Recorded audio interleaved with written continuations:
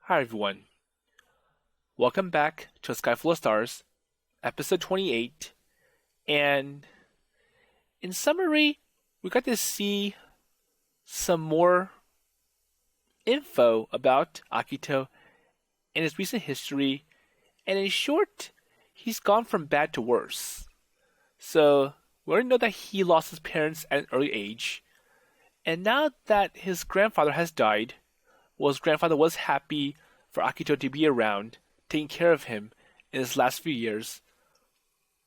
Akito is now living at school, and he's using privileges as being a member of the astronomy club to sleep there. So, well, I'm a member, and I'm at this club room at night because I'm doing activities like stargazing, even though he's just using the room and its resources, water, electricity. And this is in contrast to Saya and Hikari. So Saya is now enrolled in one of the top schools for girls, the Season Girls Academy. And for Hikari, she moved back to a place that's growing, thriving, and under modernization. So she goes to Ama High. And I wonder if they're going to help bring Akito out of his never-ending trap.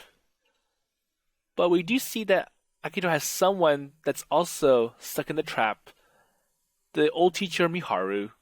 So the school that Miharu taught got demolished, and now she's just ungratefully at her parents' convenience store. And I'm sure her parents are hoping that Akito will be married to Miharu. It's like, well, I see that Akito's working hard. He has a plan. He really wants to try to get out of the trap, and maybe the teacher can learn from him. And that sounds kind of awkward. Well, anyways, we're now at the point where Hikari and Saya are going to find this special mirror that they're going to use to make the Dobsonian telescope for the Six Stars Club. So it's a cheaper alternative to buying a whole new telescope, costing lots of money, and they'll pretty much bankrupting all the clubs. And because they don't have many members, I'm sure they don't get as much funding as they hope they can. Okay, so I said as a throwaway line, but the girl suddenly tensed up. There you go. So let's see.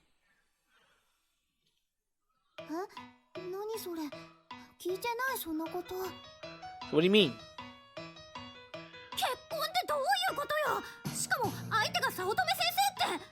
And I don't think Akito should say any more stuff about the teacher to Hikari, because Hikari is still kind of shocked that Miharu has become an excellent teacher to someone ungratefully working at the convenience store.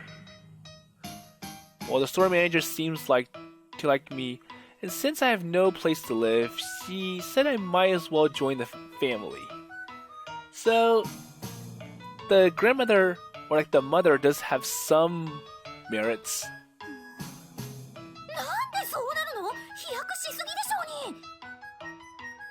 In a way, though, well, this is your fault, Hikari. Wait, so why is it Hikari's fault? The whole reason I'm in this mess is because you spread some rumor about Saotome Sensei being my first crush.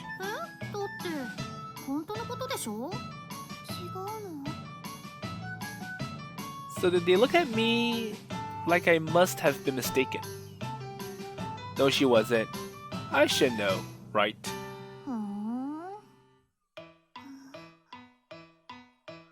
So the two of them walked ahead. I could tell they didn't believe me. What's the truth?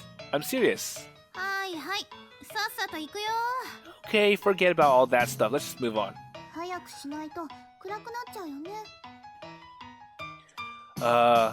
So why'd you even try? So we passed the dam and carried up the slope toward where we had held our meeting yesterday. Oh, so it wasn't that much time from when Orihime tried to set up a stargazing event.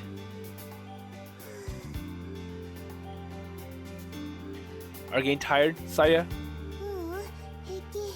I'm sure she can handle the cliffs much better than she did way in the past. So she looked a little unsteady on her feet though. We walked a pretty long way and now we were on uneven ground. I glanced around for something to support her, but I couldn't find anything.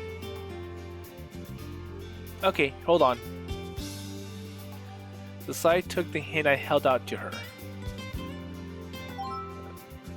So we linked arms and clumsily staggered up the slope. So what does Hikari notice? Hey, I can carry you if you want.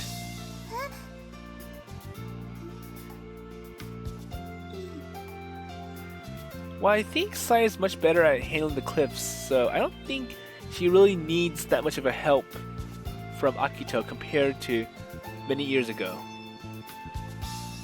Well, you're about to say yes, weren't you? Well, don't be shy. If you really want me to carry you, then I'm more than happy to accept you.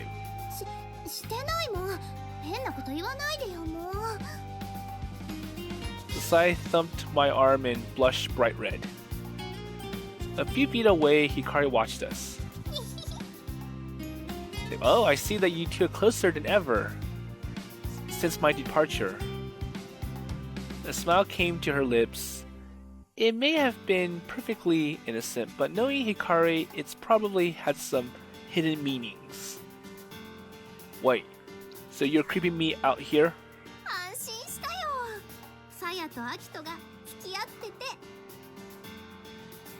What? So confused, Saya and I looked at each other and then back to Hikari. Wait, we're not. Like, not really together. What she was talking about now.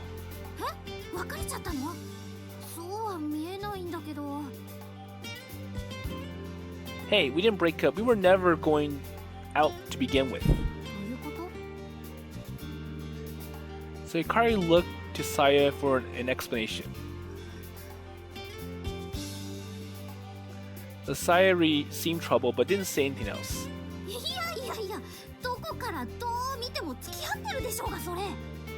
Wait, that makes no sense. I do see that you're trying to be together, but it's just that someone else is around and you don't feel comfortable showing that you two are a couple.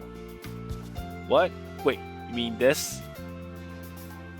So it sounded like she got the wrong idea about Saya clinging onto me. But we've always done this, right?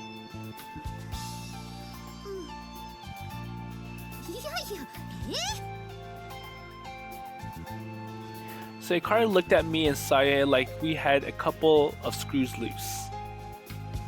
So do you want the other arm then?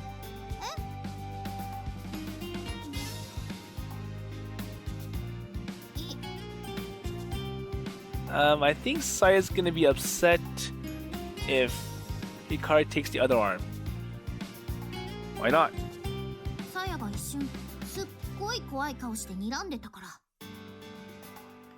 Really? Well, I'm pretty sure secretly Saya wants to be with Akito alone.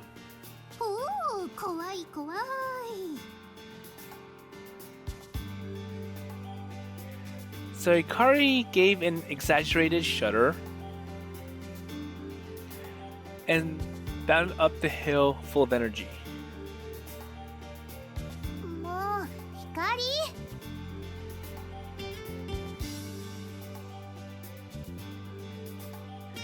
So we walked on toward our secret observatory, continuing our conversations.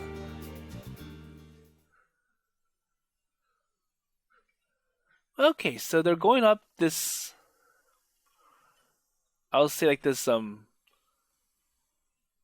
pathway, and it's quite hard to. There's all these vegetation, trees, bushes growing around. But at least they're doing it in daylight as opposed to night. And that was around episode 10, if I remember. So Akito went astray from everyone else, so Orihime and Honoka, while they were doing their first stargazing activity. And we know what happens next. So there was an animal trail leading through a small forest. Hey, watch your step. Okay, I know. So, still hold on to me, Saya took a furtive step towards. ここもあんま変わってないね。 Well, Okay, so from Hikari's perspective, she feels that there isn't really much that changed compared to Akito, who feels that there's more trees and bushes now. Yeah. Well, he kind of goes along with Hikari anyways. Well, the forest floor didn't get much light, so there wasn't a lot of new grass, leaving our old dirt path to look more or less the same as it always had. Okay, so the trees have changed, they've grown taller, there's more bushes, but the path itself is still the same.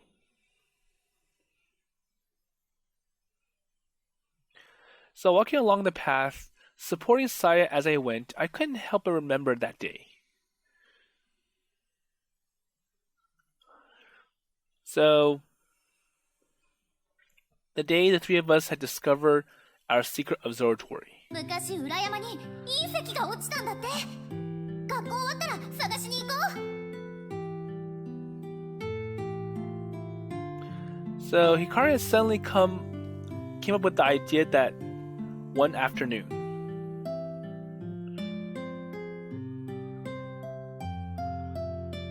So we had met up at the bridge after school and walked on to the mountains just like we are doing now.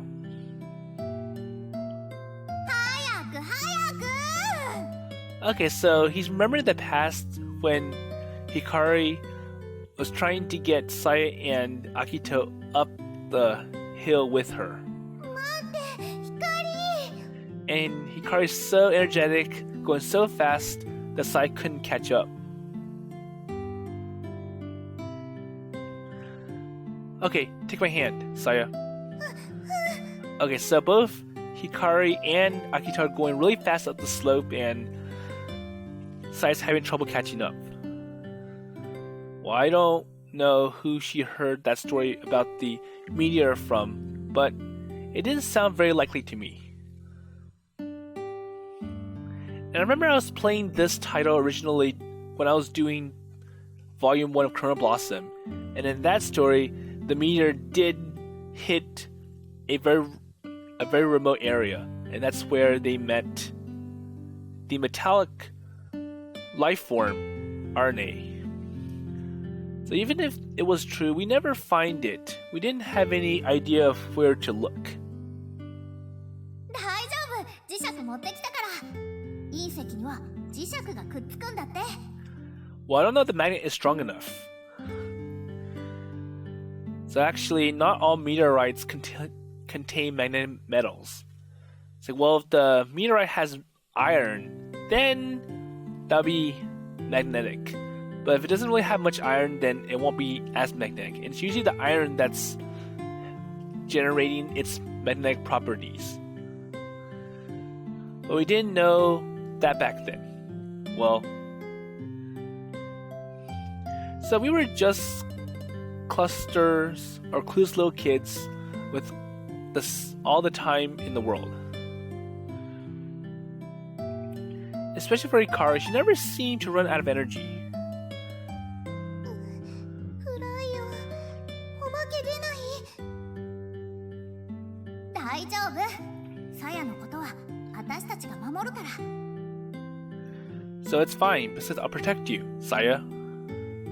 Yeah, we both will, so don't be scared. So we were totally serious, and I think Saya could tell. Okay, I trust you too. So taking courage from what we said, Saya ran after Hikari, still hold on to my hand. And now in present times, Saya remembers what happened. So, do your legs hurt then? So it's starting to take a toll on your legs.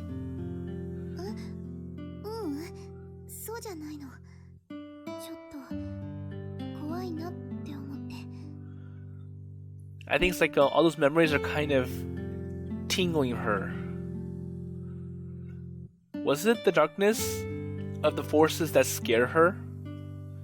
Well, come on, Saya, you're not a little kid anymore. And the old station wasn't far beyond the forest. We all had many special memories of this place. And I wonder what it looked like now. So even going there yesterday, I knew the train was still there, but it had been dark and I only been able to make out its silhouette. It's probably a mess now. When we saw it, would we get that same unpleasant feeling we got from looking at the dam? Maybe I was scared to see something that we used to mean a lot to me now in ruins. Okay, so I see the light at the end of the tunnel. Hikari pointed toward the gap in the trees where the sun was shining. And she started jogging towards it.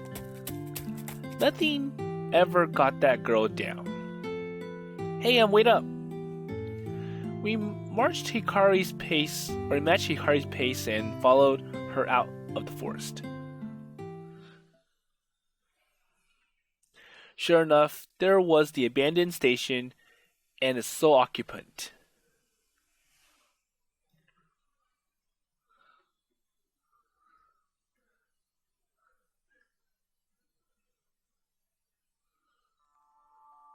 Okay, so we see that the train is still there.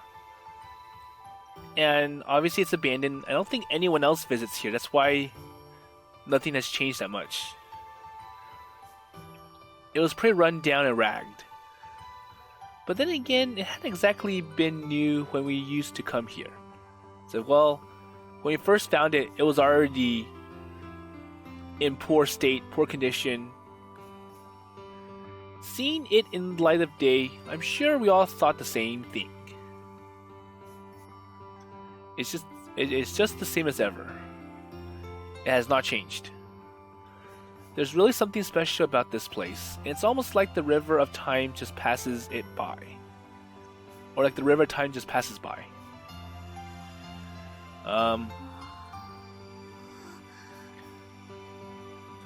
So for a while, we all stood on the platform and took it all in. Just like the first time. We stood like this when we discovered this place looking for meteorites. Oh, I'm a station!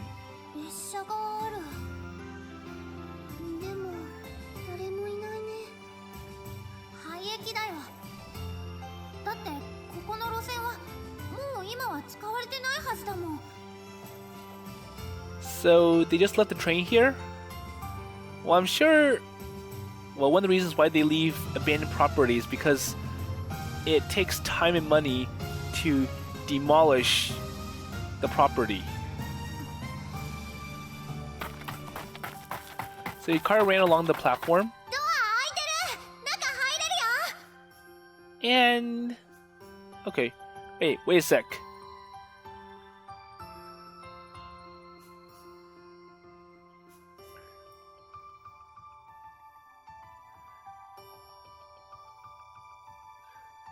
So there was only one door open at the end of the carriage. Sai and I followed Hikari through that one open door.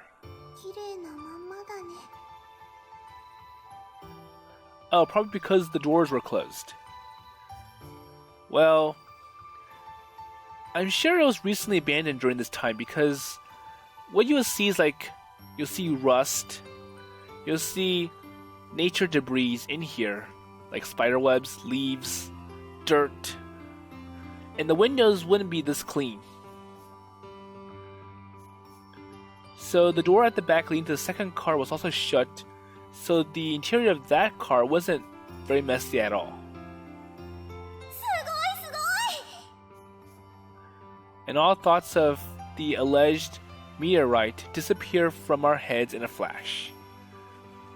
This had felt like the discovery of the century. Well, I'm sure that's the case for these little kids. Like, wow, I found an abandoned train.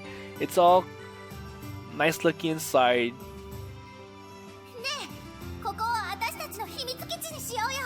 And naturally, it'd be a good place for like their secret base.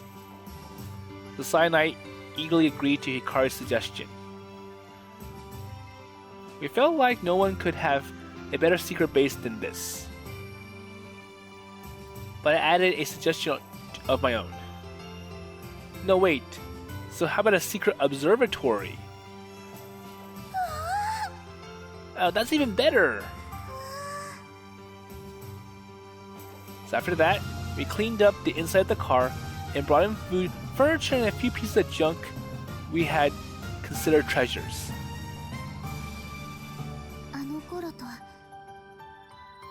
Okay, so I think the train now, even though it looks the same, I see some debris and some trash in here. But I think that was probably what they brought in many years ago as little kids. Well, it wasn't clean, and it's gotten rustier. There were a few more dead leaves and cobwebs than there used to be. There you go. So I think during that time the train was recently abandoned, so it looked kind of fresh inside. But now it's been sitting here for many years, and now you can start to see nature taking over this train. So cobwebs, dead leaves.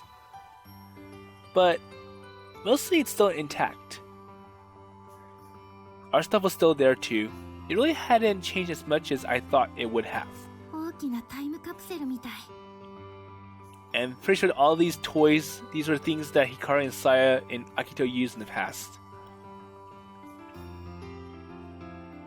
So I stepped outside and took another look at the train's car exterior.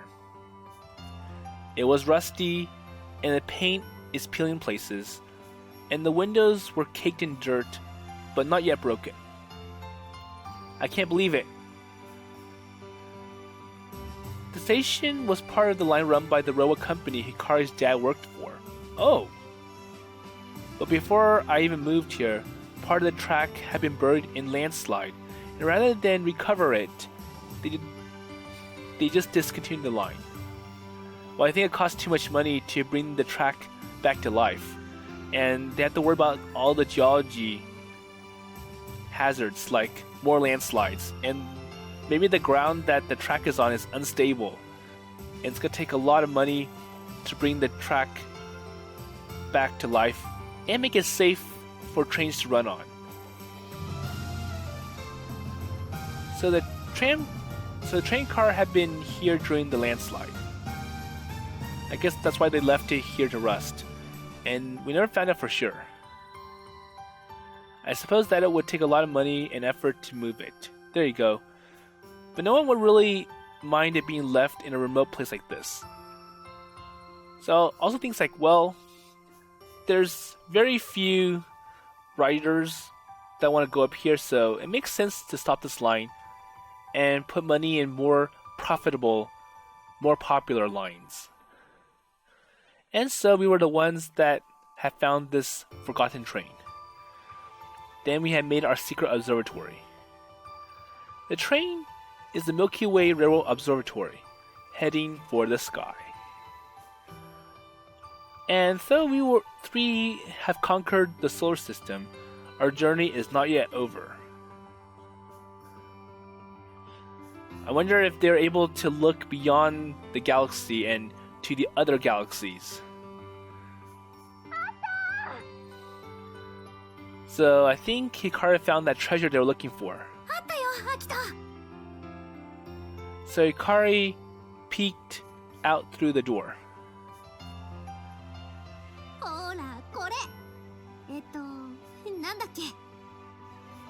Ancient Evil Eye。そう、それ。恥ずかしいからって私に言わせるのはやめてよね。Well, don't you think that name is getting kind of embarrassing? It really made sense as little kids, but now that we're older, we should try to come up with some appropriate name.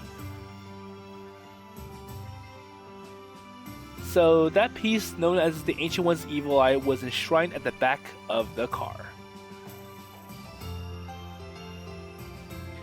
It was just a thick piece of colorless glass. It had a round shape, and the surface was covered in concentric circles that spread out like ripples in water. And that's what made it look like an eye. Oh, so it's actually a lens and not a mirror. Sorry, I got that wrong in episode 27. So back when we were little, or in 6th grade, it was decided that our school was going to be shut down at the end of the year. They had started demolishing the older school buildings ahead of time. So that was around the time when they were ready to redevelop this place, and they had to relocate everyone to higher ground so that this place could become a reservoir for that dam. And that's where the old decoration came from. Well, I always thought it was creepy when we were little, so we decided to give it a creepy name, calling it the Ancient One's Evil Eye. And when we had tried to make it a Dobsonian telescope before, I asked Saotome Sensei if we could use this for the telescope's objective mirror. So, in a sense, it's used as a mirror, but it looks like a lens to me. So John Dobson had used glass from ship portholes in the telescopes that they were later named after him. So I thought we could do something similar to that. Plus, it felt like the Ancient One's Evil Eye must have some kind of amazing power slumbering within it. And in the end, though, it didn't work out. Our telescope was never completed. But I'm pretty sure it's because back then they didn't really have the expertise and the dexterity needed to complete the telescope. But that was a long time ago. And maybe it was too ambitious of a project for us while we were still that young. There you go.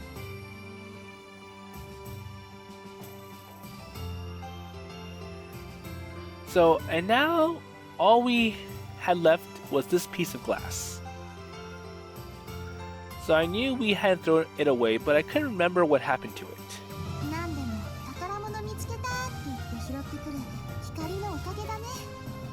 Well, I do appreciate the name because it kind of symbolizes what Hikari was like when she was little.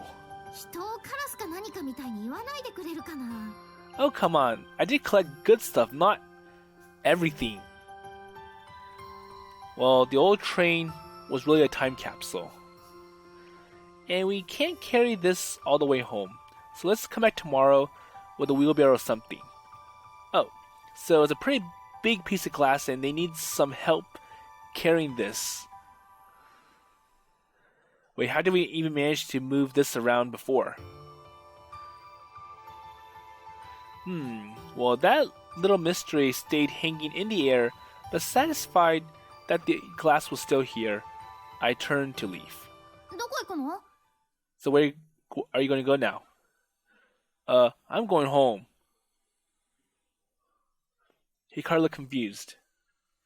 It's not like there's any point in sticking around.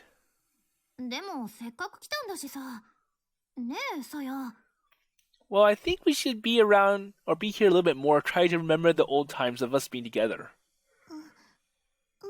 And Sai agrees. So Sai watched me trying to call me back. Say, wait, let's be here a little bit more. Sorry, I have work. I'm sure the grandmother or the person that runs that place, she is okay with Akito being absent because of this. But still, I said curtly and left the two girls behind.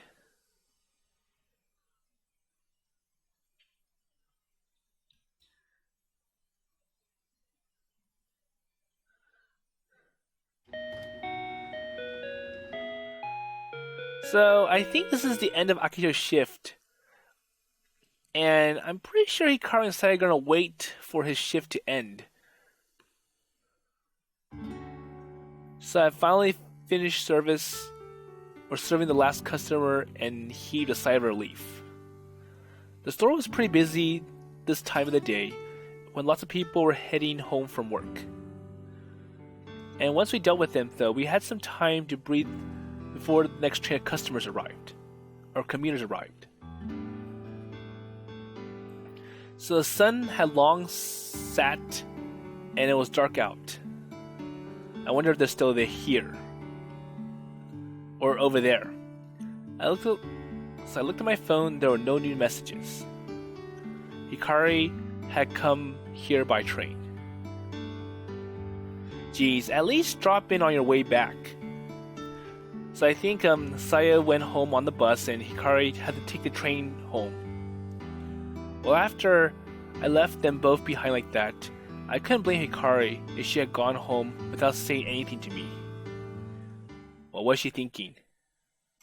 I become irritated just thinking about Hikari's actions over the last few days. I still couldn't work out why she joined the astronomy club.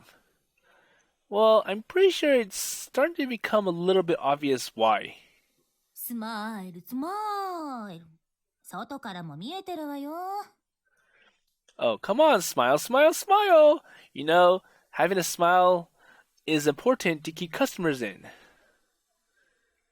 And Miharu appears from the back room. It was true that when it was dark outside, you could see the inside of the store clearly. But then again, I see Miharu frowning a lot, so she has no credibility of saying that. Even if I couldn't smile, I could at least try not to look irritated. Well, thank you for today.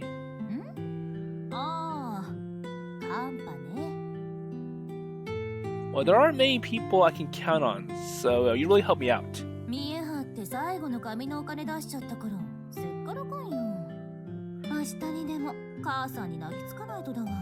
So that was all my savings, and now I have to beg Mom for more money. Really? Was it really safe to ask for money after getting chewed out earlier that same day? It's like, well, you were gonna get the whole drawer of money out, and that's gonna hurt business. Which means that really was all the money she had? Oh, I'm sorry.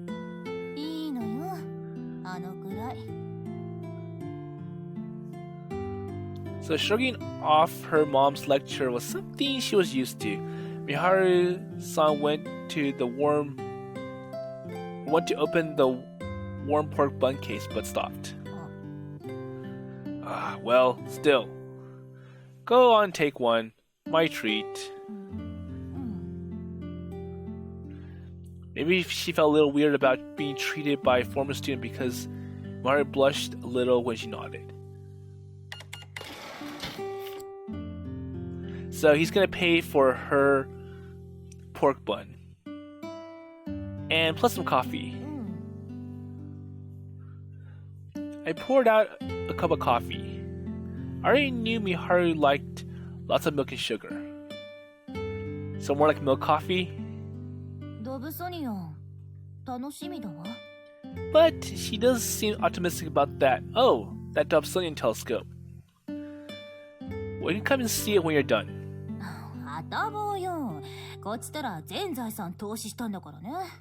When we're done. So Miharu-san grumbled as she took her coffee. So most of the Six Stars Club activities are going to be held out in the mountains. I think you should join us for some stargazing. Well, you don't get many chances to watch the stars these days, right? I know better than anyone that Miharu-san didn't have the money for proper stargazing equipment. And she wasn't just avoiding it like me.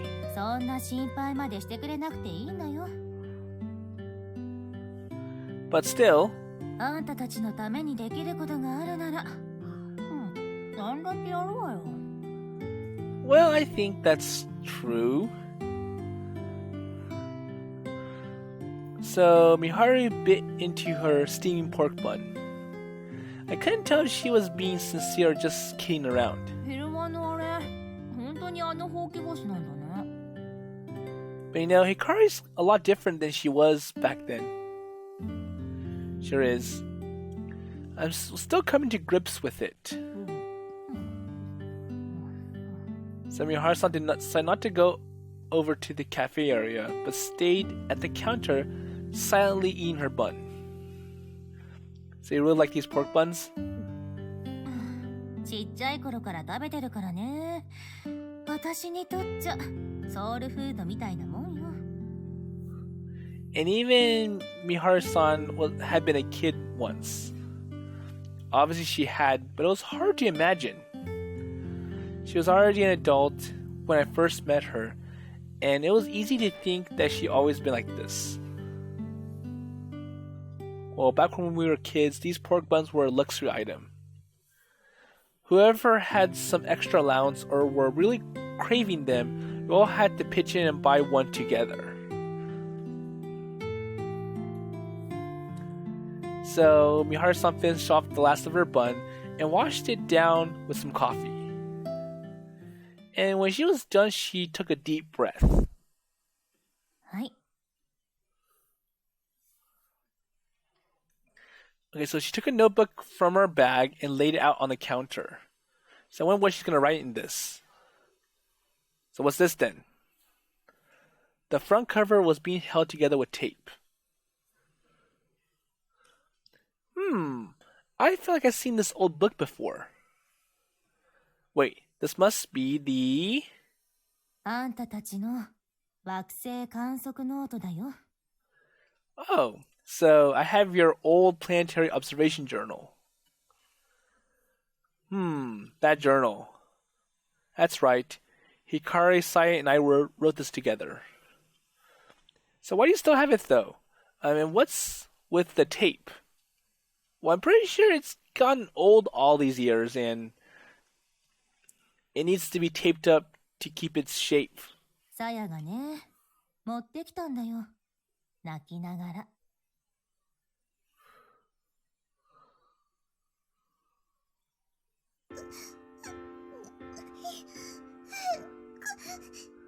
So I wonder what happened to the notebook in the past. どうしたの？天の川さん。先生。何？このノート。こんなに破れてし。冬休みの自由研究のノート。光ちゃんとあっくんと私の。 So I wonder if the bully Takeichi did something to it. He ripped it up to show how much he really hates them and how much he wants to bully the three people.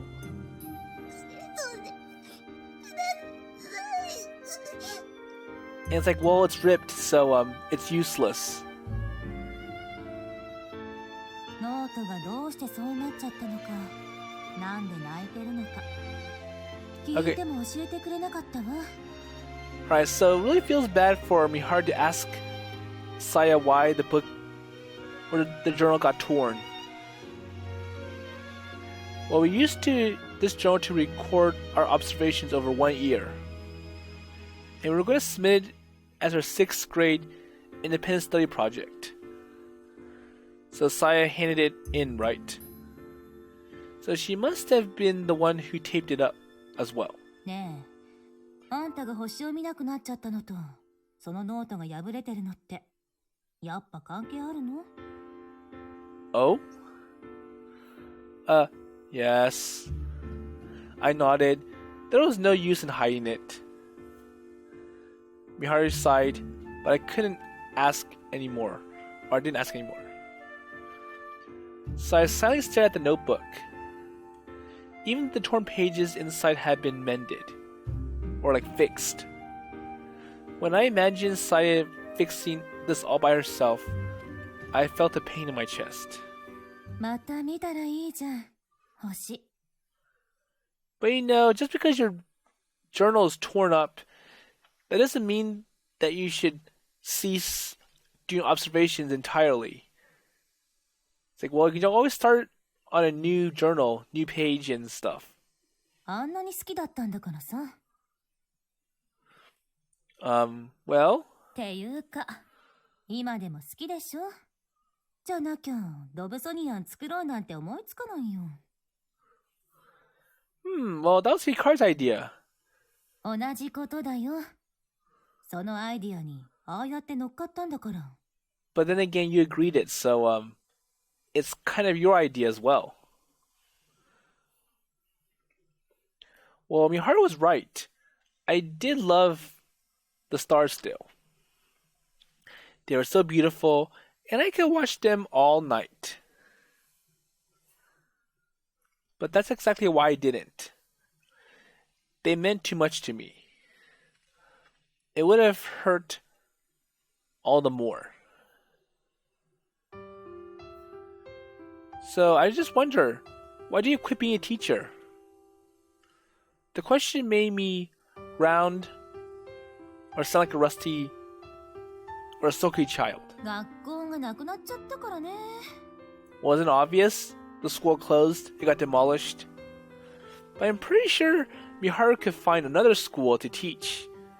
And, well, I know usually people feel like, well, if you've been teaching many years, you could try to apply to be a principal. Or even work in one of those head offices as like a board member or something. There you go. It's like, well, you could have went to another school. And that's what the other teachers did. So why did Miharu stay behind and just quit teaching? Well, I didn't take it as hard as Hikari did today, but you still surprised me. I wanted Miharu to stay the perfect teacher we always knew. Maybe it was selfish to push my own expectations onto her. But it's not like that was such a bad thing. We always loved and admired Saotome sensei, and it wasn't unreasonable to want to always feel that way about our favorite teacher. While Miharu's face took on a serious expression. 私も続けられるならそうしたかった。でも、できなかったのよ。I can't? Why not then? 10円ハゲができてたの。Huh? So what does losing your hair have to do with teaching? So Miharu went from looking serious to downright depressed. あんたたちのキラキラした瞳にさらされてると、いつ自分の本性を見透かされるだろうって、毎日不安でビクビクしてたもん。Well, being like this model person for students is quite tough. And it was so stressful that I'm losing my hair. Oh? モンスターペアレントは学校に怒鳴り込んでくるし、偉い人は無茶ぶりばっかりしてくるし、教師になんかやらかしたら即不祥事扱いだし。I'm sure that's the case for most teachers today. And it's gotten worse in the last few years. 気がついたら円形脱毛症になってたの。ほら、ここらへん。Okay, so Miharu shows Akito her hair. She didn't have any bald patches, but in place, her hair was shorter where it had only recently started to grow back. I didn't know what to say. I had no idea. She had a way more serious reason for quitting than I imagined. I always thought it was because she hated getting up in the mornings or just didn't want to work anymore. Well, I guess that means we're part of the reason Miharu started losing her hair. We always been kind of mischievous, but I never thought we caused our teacher this much trouble. Well, I'm sure it's not just Hikari, Akito, Takeichi, Saya, and the such. I'm pretty sure she had students that were quite as rowdy in the other years as well. Well, I'm really sorry. So Miharu put her hands in her pockets and stared absently out the window. 私、向いてなかったのよ。先生って仕事。これでも一応、希望を持って選んだ職業だったんだけどね。Well, I couldn't stand to hear her put her stuff down. Well, that's not true, you know. Well, forgetting that I was on the job, I raised my voice. Well, you were a great teacher back then. あの頃はって。Hey, that was past. Well, we all looked up to you so much. Even Takeichi tried to believe or behave around you. And what about Saya? She decided to go to Saotome because she wanted to be the great teacher like you. あの子、そんなこと言ってるの? Really? Really? That was like an amazing thing about Saya. Even when she saw Miharu as she was now, she never gave up on her dream. The girl looked delicate, but her heart was strong. なんかプレッシャーね。Pressure. Miharu nervously fiddled with her hair. And besides, you weren't just a teacher. You taught us how fun watching the stars could be. That's right. When you showed us the winter apiario, So back in the child phase of the story. And that was what started it all. On a freezing winter night, Miharu-san has shown us the blue and orange double star shining in the night sky. If she hadn't done that, we would never have given astronomy a second thought. Hikari and I probably would have gone back to being just classmates, and we might not have made friends with Sai either.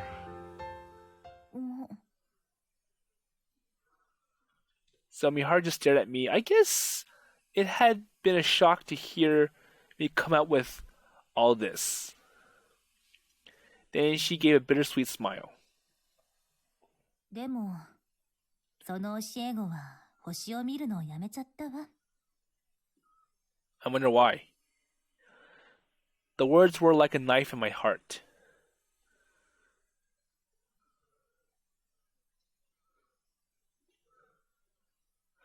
So I walked up the gentle slope, a bag, strung all over my shoulders. There wasn't any streetlights out here, so I had to use a flashlight to find my way. And after work, I made the decision to go back. It was only November, but the nights were getting colder. It was too cold now to wear light clothes out. So I pulled the zipper of my pants. So I pulled the zipper of my parka up a little further against the night air and walked on. None of you can watch stars anymore, so I wonder what she means. So I stopped for a moment and looked up. Out here, the night sky completely filled my view. I stared up at the quiet autumn night sky, connecting a few constellations. And even from so far away, their light still reaches us. And I mumbled to no one in particular and started walking again. And after leaving the forest path, I found myself at the old station, now as quiet as a grave. Okay, so go ahead and stop here for this episode. So we got to see child memories revisited between Hikari, Saya, and Akito. And we also got to learn more about Miharu and why she quit teaching, even though she was kind of like this ideal model teacher that Hikari, Akito, and Saya looked up to, and even Takeichi. And Miharu's reason for quitting teaching is quite common in real life. The fact that they're constantly slammed by parents and students from the bottom, and from principals, superintendents, board on top. And because of all these laws that get passed, everyone has to be considered. And it seems to be getting worse every year. And having mandatory tests at the end of the school year, that makes it worse because they measure how well students do. And obviously the principals want the teachers to make all the students do well on this test so that he can have numbers to tout about to everyone. It's like, well, this school's great because every student is doing well. So anyways, we're going to see how it continues. And I wonder what's going to happen with the observatory telescope and whether or not Akito is going to be interested in doing astronomy all over again. And with that in mind, I will see you later.